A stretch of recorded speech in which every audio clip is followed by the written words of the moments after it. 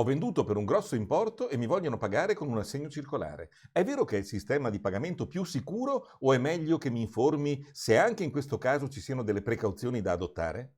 Ne parliamo in questo video.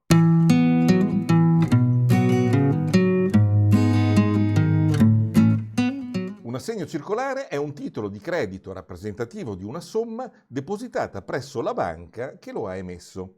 Chi richiede un assegno circolare, infatti, deve prelevare la somma corrispondente dal proprio conto e versarla su un conto della banca, la quale, a fronte appunto della somma depositata presso di lei, emetterà l'assegno circolare che rappresenta, come detto, la somma versata e disponibile nei propri conti.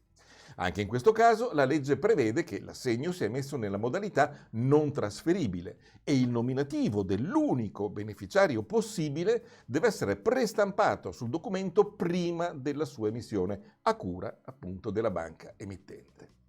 L'assegno circolare può essere intestato anche a se stessi, quando ad esempio si intenda prelevare il denaro dal conto corrente e mantenerlo al di fuori del circuito bancario. Accettare un assegno circolare a pagamento di una transazione rispetto a quanto fin qui detto sembrerebbe una cosa estremamente sicura.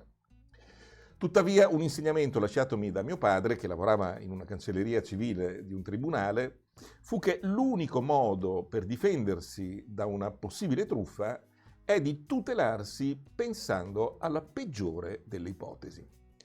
Fosse sempre così sarebbe un brutto vivere, ma nei passaggi importanti della nostra esistenza, quando riscuotiamo il prezzo della vendita di una casa, di un quadro di pregio o comunque scambiamo per denaro qualcosa di alto valore, necessita purtroppo ragionare proprio in questo modo, da ambo le parti, in modo che i due interlocutori adottino dei comportamenti l'uno nei confronti dell'altro tali da rassicurarsi a vicenda.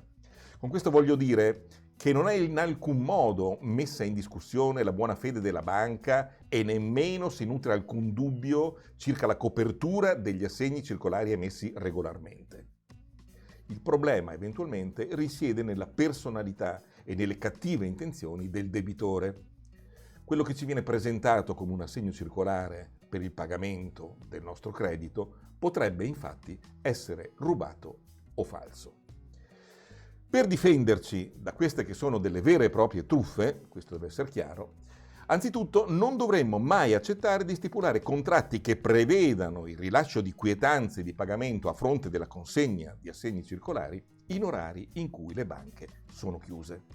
Questo perché in caso di assegno circolare, a differenza dell'assegno bancario, sarà possibile telefonare all'istituto di credito che lo ha emesso, quindi firmato, e richiedere, fornendo gli estremi del documento, la cosiddetta bene emissione, ovvero la verifica che l'assegno sia effettivamente stato emesso da quella banca, che la numerazione e l'importo coincidano e che i fondi a copertura del pagamento siano effettivamente depositati presso di essa. Bene, vi ringrazio per avermi dedicato il vostro tempo e vi invito a visionare i video gratuiti di presentazione dei miei corsi presenti sulla piattaforma Udemy.